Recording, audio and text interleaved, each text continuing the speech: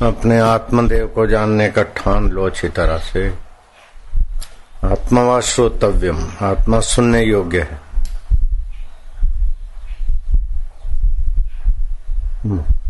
श्रोतव्यम मंतव्यम, मनन करने योग्य है। नित अध्यासितुम, नित्य उसमें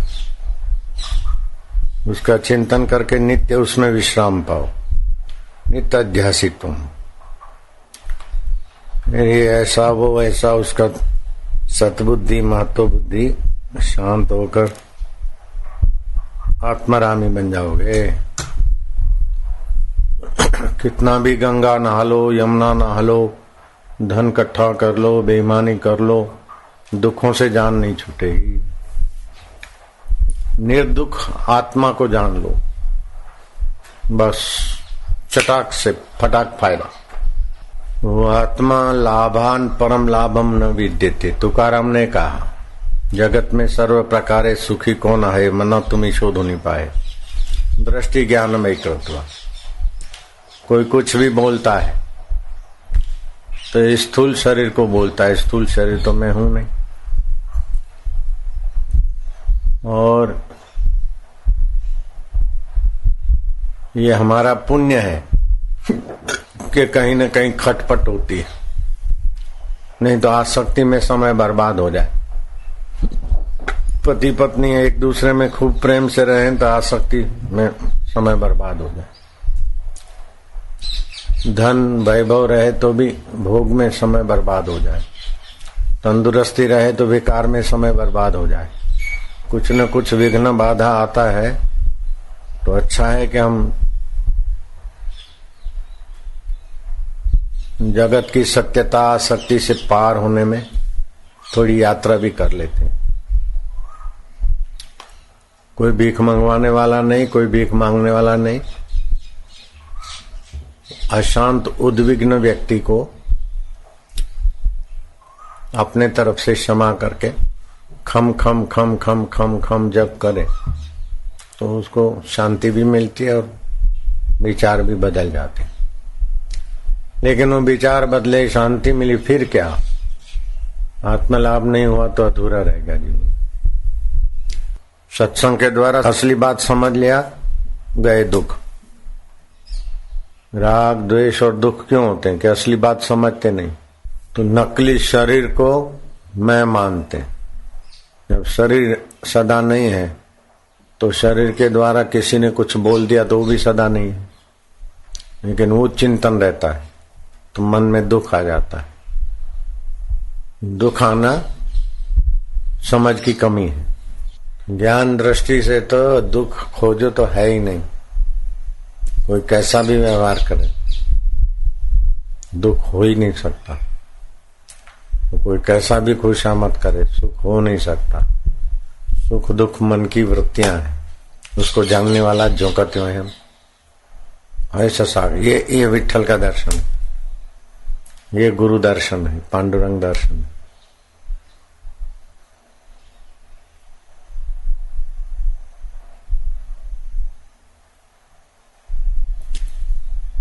कल का जागृत का अलग अलग व्यवहार आया। जागृत आया चला गया, सुषुप्ति आई चली गई, स्वप्न आया चला गया, फिर भी जो नहीं गया वो साक्षी।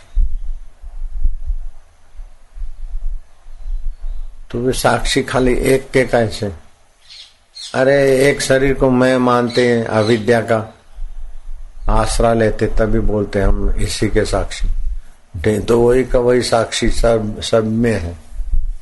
घटाकाश तो एक ही घड़े में आकाश थोड़े है। एक घड़े में जो आकाश है, सभी घड़ों में, सभी मकानों में, सभी सूरज और चंद्रमा में वही है आकाश।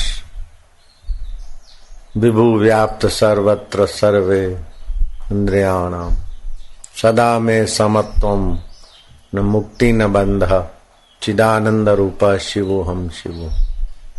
ऐसे अपने शिवो हम स्वभाव को जान के मस्त हो जाना चाहिए। काय को दुखी होना, किसी की द्वेषपूर्ण बात सच्ची मानना, रागपूर्ण बात सच्ची मानना, मरने वाली चीज सच्ची मानना, तुम जिसको मानते हो वो महत्व बुद्धि वाला हो जाता है। मैं शरीर हूं तो शरीर महत्व बुद्धि वाला हो जाता है। दुश्मन को पर ध्यान देते हो तो दुश्मन का कीमत बढ़ जाती, शरीर पर ध्यान देते तो शरीर का महत्व बढ़ जाता है। जगत पे ध्यान देते तो जगत का महत्व बढ़। तुम अगर नहीं दो चेतना तो जगत को पता है क्या जगत है। तुम्हारे मन में जिसके प्रति अहोभाव होता है वो वस्तु महत्वपूर्ण हो जाती है, बहुत अच्छी है, अच्छा है। तुम अपना प्रीति देते हो, वस्तु को तो पता नहीं मैं अच्छी हूं बुरी हूं, तुम ऐसे चैतन्य साक्षी हो।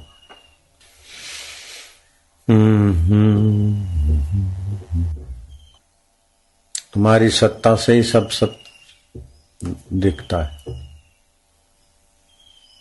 तुम्हारी सत्ता से ही श्वासोश्वास चलता है, तुम्हारी सत्ता से ही खून बनता है, तुम्हारी सत्ता से ही मन बुद्धि स्फूर्ता है। तुम सबको सत्ता देने वाले, और फिर घबरा के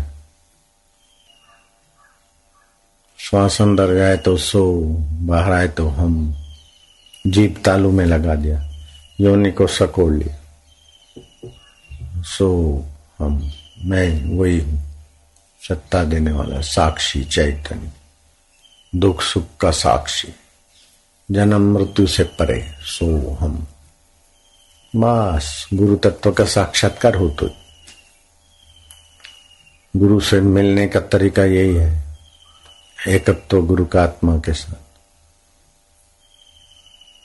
प्रीतिपूर्वक भजे। भगवान कहते हैं ना, भजताम प्रीतिपूर्वकम ददामि बुद्धि योगम। तो प्रीतिपूर्वक भजते तो बुद्धि में योग आ जाता है, साक्षी चैतन्य परमात्मा स्वभाव का, गुरु तत्व का। मैं तो गुरु जी से बातें करता, विभू हैं, व्याप्त हैं, मेरे साथ ही हैं, मेरे आत्मा होके बैठे। रुपया पैसा नकली शरीर के लिए नकली कमाए, सतगुरु के द्वार पर बैठना रहना, सतगुरु के देवी कार्य की सेवा करना, तो सतगुरु का आत्मा और सतगुरु का उद्देश्य सत है, तो ये सत कमाई है, चित्त कमाई, आनंद कमाई। आनंद आएगा, संसार में हर्ष होगा, संसार में मजा आएगा, इधर आनंद आएगा। इसलिए राजे महाराजे राजपाट छोड़कर गुरुओं के द्वार पर जाते, और सेवा नहीं तो झाड़ू लगा देते थे, बर्तन मान देते थे, हम भी मानते थे। गुरु सच्चिदानंद स्वरूप है ना, तो उनकी सेवा भी सत कमाई, चित्त कमाई, आनंद कमाई। 5 प्रकार की वृत्ति होती है, प्रत्यक्ष, अनुमान, प्रमाण, अभाव, स्मृति, ये सब मन में होती, ये अहंता में होती। ये सब बदल जाती, फिर भी जो नहीं बदलता, अहंता नाश हो जाए तो वही, उसके बाद जो रहता है वो चैतन्य हम ही है। वृत्तियां तो आती जाती है, संशय भी आता है जाता है, जिसमें श्रद्धा थी, जिसमें गुण दिखते थे, विपरीत हो गया, वो ऐसा है, अवगुण होने लगे। जिसमें अच्छाई लगती थी उसमें बुराई, ये भी तो वृत्तियों का खेल है। तो वृत्तियों के खेल को सच्चा मान के डूब मरना मूर्खता है, निगुरापन। वृत्तियों का खेल है। पति की पत्नी की वृत्ति ऐसी हुई, जरा बोल दिया तो बोल दिया, चलो हवा में। जिस समय सामने वाले के हृदय में विपर्य वृत्ति चलती है, उस समय जैसा होता है वैसा सदा नहीं होता। बोले बोलता ज रहता है, बोलता ज रहता है, तो बोलता ज रहता है, तो उस समय जितने समय बोलता है उतने समय, सारा दिन नहीं बोलता। तो ये वृत्तियां हैं मन की, ये प्रमाण वृत्ति, ये धुआं है, अनुमान वृत्ति। जहां धुआं है वहां अग्नि होगी, जहां पेड़ों पे पक्षी हैं वहां आसपास में पानी होगा। यत्र यत्र धूमस तत्र तत्र वह्नि, जहां जहां धुआं है वहां वहां अग्नि हो सकता है। अब वो बर्फ का धुआं है, कोहरा है कि अग्नि का है, वो जरा सोच ले। तो ये सब वृत्तियों से दिखता है, और वृत्तियां पैदा हो के लीन हो जाती। प्रमाण वृत्ति, संशय वृत्ति, विपरीत वृत्ति, अनुमान वृत्ति, सब वृत्तियां हैं।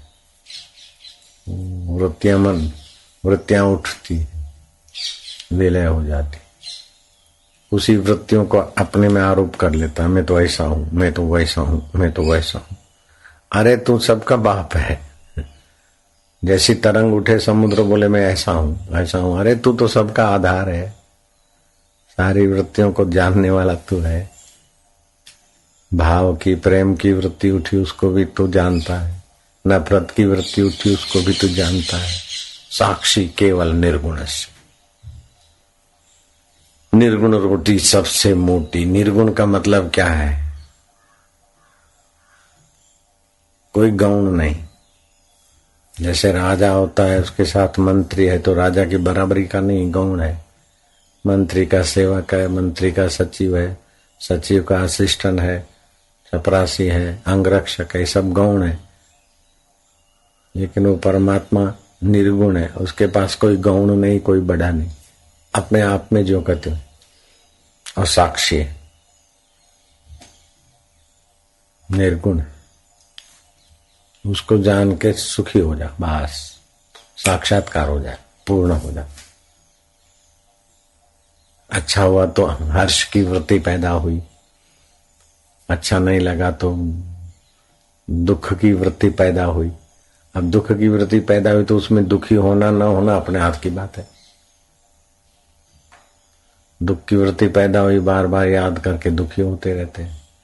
हर्ष की वृत्ति पैदा हुई तो बार बार याद करके हाँ बड़ा मजा आया था, ऐसे दिन कब आएंगे। तो तुम जिसको स्वीकार कर ले तो महत्व दे देते हो, वही महत्वपूर्ण हो जाता है। शत्रु का चिंतन करो तो वो महत्वपूर्ण हो जाता है, मित्र का चिंतन करो तो वो महत्वपूर्ण हो जाता है। शत्रु का चिंतन बिना शत्रु का प्रभाव पड़ेगा नहीं।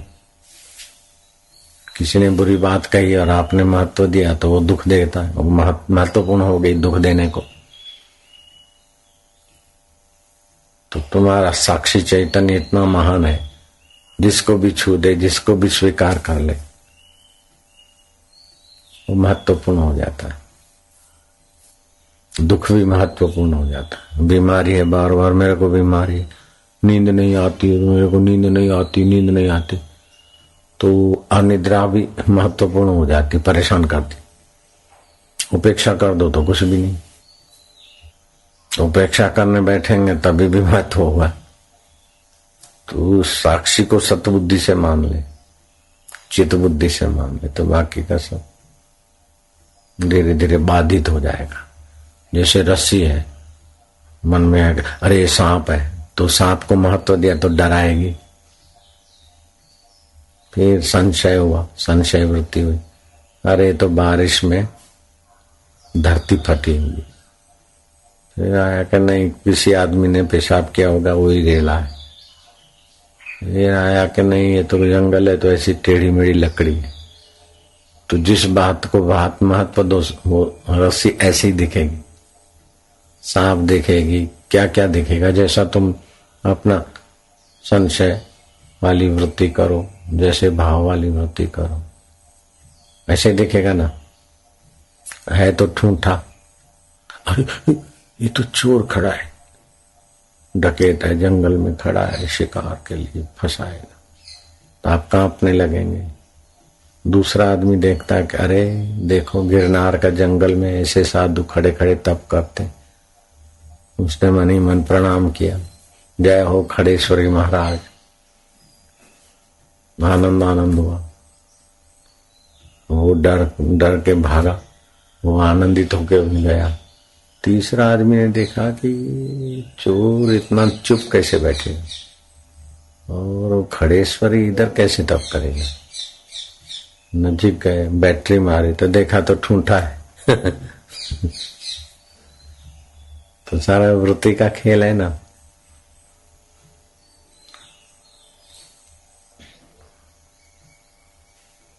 लोभ की वृत्ति को पोषो, तो पैसे को महत्व दिया तो लोभ है तो पैसे को इम्पोर्टेंस देगा। लोभ नहीं है तो मौज को महत्व देगा। ये वृत्तियों से ढक जाता है असलियत। जो भी आदत है ना इधर उधर का, वो आदत कवर है आत्मदेव के ऊपर।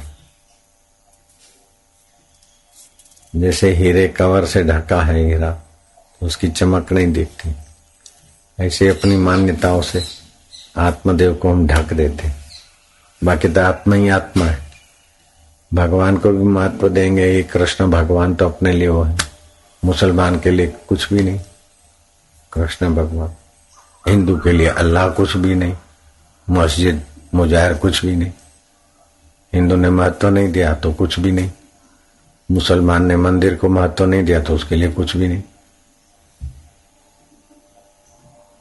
तो जहां तुम्हारे चैतन्य का महत्व बुद्धि आती, या नफरत बुद्धि आती, राग बुद्धि, द्वेष बुद्धि, ऐसे ही जगत हो जाता है, दिखता है। तो मूल में आ जाए तो बस राजा। सारी पूजाओं से ऊंची चीज, सारे व्रत उपवास से भी ये ऊंचा ज्ञान है। उपवास को महत्व दिया, उपवास रखते रखते रखते हैं। ये तपस्या से आत्मदेव नहीं मिलता, उपवास करने से, बहुत खाने से भी नहीं मिलता। ये यात्रा करा, ये देवता है, ये फलाना तीर्थ है, फलाना तीर्थ है, भटक भटक के। आत्म तीर्थ ही सब तीर्थों का तीर्थ है। नहीं तो तीर्थ में रहने वाले भी तो देखो, बीड़ी फूंकते रहते हैं, अपराध वृत्ति करते रहते हैं, उनको तीर्थ का महत्व नहीं। तीर्थ की जगह का महत्व है, लेकिन वो तीर्थ की जगह का महत्व है आत्म तीर्थ में आने के लिए। बड़ा तीर्थ है आत्मवेता महापुरुष, जहां आत्म साक्षात्कारी पुरुष रहता है वहां महातीर्थ। तो आप वहां हो जाता, आप जहां रहेंगे वो भी महातीर्थ हो जाएगा। इधर जाऊं, ऐसा बनाऊं, ऐसा करूं, बनाया गए, फिर क्या, ऐसा हो गया, फिर क्या। जिस बात को महत्व देते, अब जाट, मैं जाटन हूं, मैं जाट हूं, वृत्ति तो है, सुन लिया, अपने में बिठा दिया। मैं गर्ग हूं, मैं फलाना हूं, ये सब वृत्तियों से अपने को ढक दिया। मैं कौन हूं असली रूप में जान ले तो मौज ही मौज। पढ़ो। हे राम जी, जागृत के अभाव होने पर जब तक सुषुप्ति नहीं आती, वह रूप परमात्मा का है। हाँ बाप, कितना परमात्मा की खुली एड्रेस है।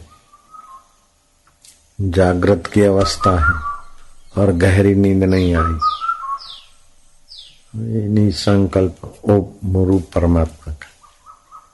और गहरी नींद से उठे, अभी स्फुरना नहीं चला, वो शुद्ध परमात्मा का साक्षी का स्वरूप, चिंतन रहित अवस्था। इसीलिए सुबह का पहली मिनट बड़ी सुखदायी लगती, सुख स्वरूप है। तो मैं कहा करता हूँ, नींद में से उठ के चुप बैठ जाओ, तो परमात्मा अवस्था में मन बुद्धि रहे, पुष्ट रहता है। एक आध मिनट से ज्यादा नहीं रहेगा मूर्ति।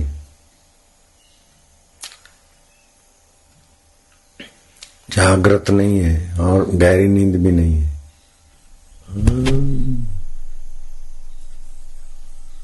मूर्छा भी नहीं, मनोराज भी नहीं, आप परमात्मा सत्ता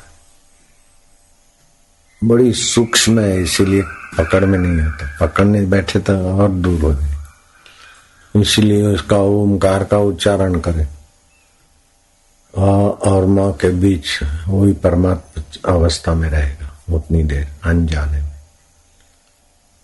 अब ऐसे एक टक देखते हुए कुछ चिंतन नहीं करो, बीच बीच में वो परमात्मा अवस्था में स्थिति होने लगी मन की।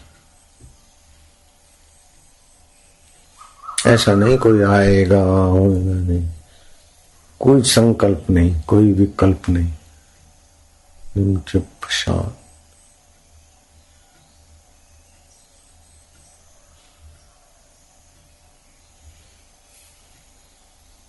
फिर ये वृत्तियां चले तो उसको महत्व नहीं दे। प्रत्यक्ष, अनुमान, प्रमाण, संशय, विपर्य, ये सब वृत्तियां हैं। ओम करके ये सब इनकी परंपरा कट गई। है परमात्मा सत्ता। तड़प हो आदमी सावधान रहे तो जल्दी हो जाता है। ये ऐसा ये वैसा, कई लोग तो बात भी करेंगे ना तो इधर लंबा विस्तार करेंगे। अरे कम बात कर, कट टू कट।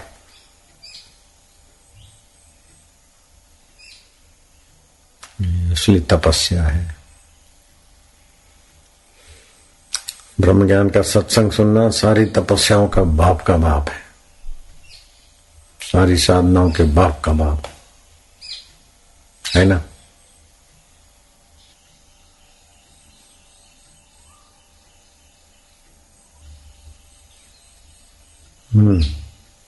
अंगुष्ठ को जो शीत उष्ण का स्पर्श होता है उसको अनुभव करने वाली परमात्मा सत्ता है। लो, ये अपना अंगूठा है, इसको ठंडा और गर्म का जो अनुभव होता है, बर्फ पे रख दो अंगूठा, ठंडा, आग में लगा तो अनुभव किससे होता है? परमात्मा सत्ता से आता है, चेतन से। अभी सुन रहे हैं तो किसकी सत्ता से? परमात्मा सत्ता ही है।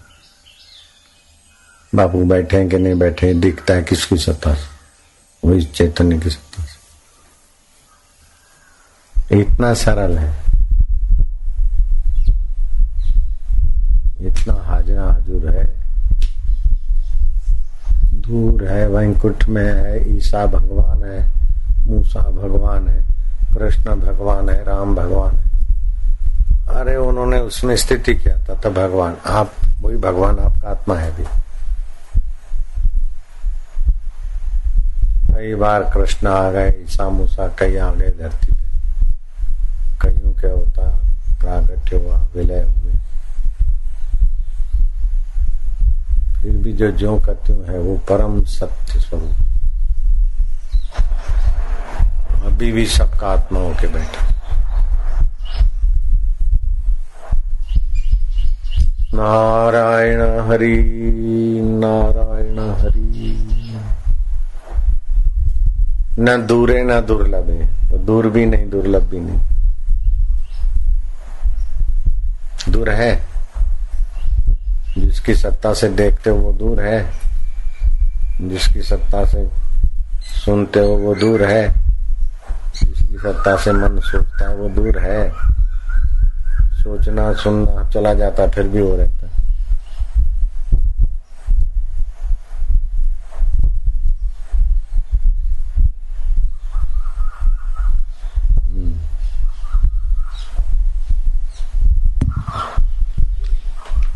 नारायण नारायण नारायण नारायण। खोजने लगोगे तो खो दोगे, खोजना भी नहीं। अब मेरे को ऐसा होता है कि चलो आनंद आता है, लेकिन ये कहां से आता? खोजने बैठते तो क्या, खोजते खोजते खोजने वाला खो जाए, जिसको खोजता था वही हो जाए।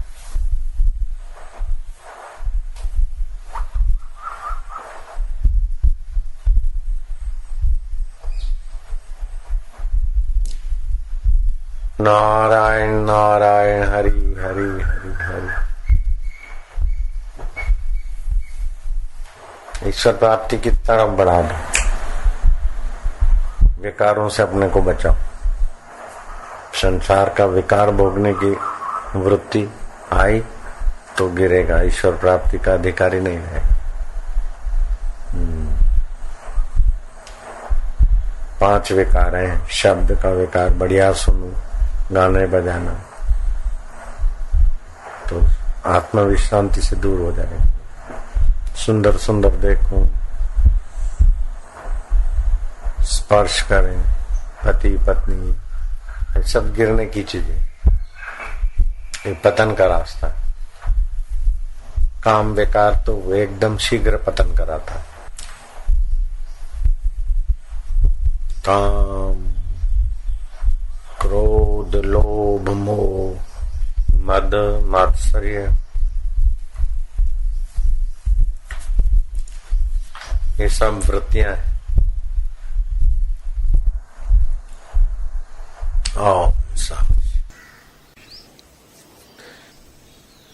जितना जितना आत्मा के करीब वाली साधना उपासना उतना उतना ऊंचा फल। यह तुम और मैं, यह से तुम नजीक हो। यह पर्वत है, यह पहाड़ है, यह ऐसा है, तुम ऐसे हो, तो तुम ज्यादा नजीक और तुमसे भी ज्यादा मैं नजीक। तो जितना मैं अपने तरफ आते उतना विशेषता होती। वह मकान तुम्हारा है नहीं, किसी का भी, लेकिन तुम तो हमारे हो, निकट आ गए।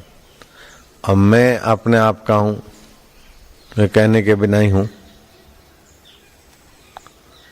तो उस अपने मैं की उपासना में और मैं से संबंधित चैतन्य की उपासना से वह की उपासना तीसरे नंबर की होगी। वह देवता है, वह मूर्ति है, वह मंदिर है, वह तीर्थ है। अच्छा है वह तीर्थ है, लेकिन यह तीर्थ है, तीर्थ में आ गए, यह तीर्थ है, तो वहां तीर्थ है, उसके अपेक्षा तीर्थ में पहुंच गए, यह तीर्थ है। अब फिर इन सब को सत्ता देने वाला मैं ही तीर्थ रूप हूं। और तो अपनी असली मैं का ज्ञान, अपनी असली मैं का ज्ञान में प्रीति भी होगी और विश्रांति भी। आपकी विश्रांति कहाँ है? लोभ में विश्रांति है कि अहम में विश्रांति है, जड़ में विश्रांति है? विश्रांति कहाँ है? कुल मिलाकर कुछ पता नहीं चला तो आपकी जड़ में विश्रांति है। ऐसा ऐसा हुआ, ऐसा हुआ और ऐसा हो तो आपकी लोभ में विश्रांति।